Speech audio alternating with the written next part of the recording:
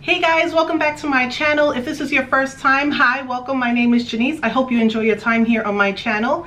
I'm going to get right into it, you guys, because I feel like this is something that really haunts us all on a daily basis as homemakers, as stay-at-home moms, or just as moms and wives in general here in the house. And it is trying to keep your house tidy. Now, this is in no way saying that your house has to be spick and span 24/7. Notice I'm saying tidy. I'm not saying completely clean. I'm saying tidy, you know, where it's presentable. I guess maybe that would be a better word. Tidy and presentable. And I feel like this is what I'm trying to do in a nutshell here on my channel. Learn and show you guys what I've learned to help run our homes and to stay sane while we're doing it. I went from being a working mom to now being a stay-at-home mom, and the transition has not been as smooth as I would have liked it to go. All of that is to say that in this video I'm going to be sharing some tips on how to keep your house tidy and presentable, and sharing some of those habits that I've implemented on a daily basis. And yeah, if you're struggling to keep your house tidy and presentable, then keep on watching. And so daily habit number one that I want to share with you guys in order to keep your house tidy is to keep as much off of your counters as possible. For a while there, after we moved into our home here in Florida, our counters on our kitchen just little by little started to get cluttered. There's a lot of appliances. So I noticed when it started to get cluttered and more things started to pop up on the counters, it just made it look dirty. It just made it look not well put together. Maybe that's just a personal preference, but I like my counters to be as clear as possible, and this just gives the look and the effect of a clean home. Not to mention that if you're constantly keeping your counters clear of any clutter or junk or messes, that when something actually lands on the counter, it just triggers something in you right away to pick it up and get rid of it, because you don't want to mess up those clean counters, right? So yeah, keep those counters clean. Daily habit number two for keeping a tidy, clean home is to clean as you cook. I know a lot of women, as they're cooking, they just kind of toss everything into the sink or just leave everything thrown around. I've seen those TikTok videos where at the end of the night, they're cleaning like this crazy amount of dishes and pots and pans and scrubbing everything like crazy. And I'm just like, that looks like so much work to do at the end of the night when I'm already tired. Right?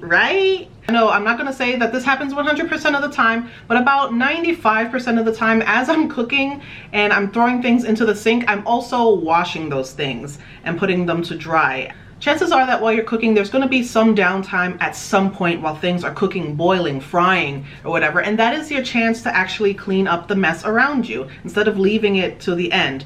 And I find doing this after each meal or during each meal tends to kind of take away all of that extra work and keeps the kitchen looking decent throughout the day. Clean habit number three is to deal with items as they come into your home right away. For me, these are things like the mail. As soon as I bring in the mail from the mailbox, I go through them, I sort it, I rip up what I need to rip up, I throw out what I need to throw out, and then I take upstairs anything that's important that me and Josue need to take a look at. And therefore, it's not just sitting on my, dining room table or on the counters, which we're keeping clean, just waiting, and more things, pile on top of it. Mess begets mess. So if you put one piece of paper on the table and you don't take care of it, what's to stop you from putting another piece and another piece? And then someone comes by and says, oh, she doesn't mind, and puts another piece. So just take care of it. Sort through that mail, get rid of what you don't need, and put away what you do need. This also goes for boxes. We get Amazon boxes, Walmart boxes, whatever. If they're coming into the house, break them apart as soon as you open them and set them aside and do what it is that you have to do with them. Cleaning habit number four is take items with you from different rooms. I don't like to waste a trip. I have stairs in our townhome, so when I go upstairs, if there's something that I know is downstairs that belongs upstairs and I need to take it, I grab it and I take it with me, even if that's not my main purpose for coming upstairs. And vice versa. If I'm going downstairs, there's something up here that belongs downstairs, I'm taking the trip anyway, bring it with me, right? It's just basically, don't waste a trip. If you're already going someplace into a different room and you know there's something in the room that you're currently in that doesn't belong there, take it with you. Another habit to keep your home tidy, and this is number 5, is that if you have children that are of age and they're capable to help, ask them for help, especially with things that are theirs, like their toys, their clothes, things in their bathroom. At a certain point when the kids are grown enough to understand certain things, I think there is no reason that a mother or a parent in general should be the only one cleaning up their room, their toys, their clothes, or anything like that. I feel like if you want your kid to be able to take care of themselves when they get older, you should start them off young. And right now I've been having Annie help me put her laundry away. She does know where all of her clothes go in her drawers. Nighttime I asked her to pick up her toys and just throw them into the bins. And I'm not specific. I just say just throw them into the bins. I don't even care what bins they are. Just get them off of the floor. And she's been doing that. So if you have children that are capable to help you, let them help you. Ask them for help. What type of mom are you? Do you get your kids involved or do you do it all yourself? Let me know in the comments below. Anyway, moving on to daily cleaning tip number 6. If you see that there is clutter constantly piling up in any specific corner or place in your house, come up with some sort of method to kind of curb that clutter. Well, chances are, if you find that there's a lot of clutter happening in any corner of your home, really analyze what it is that you're throwing there.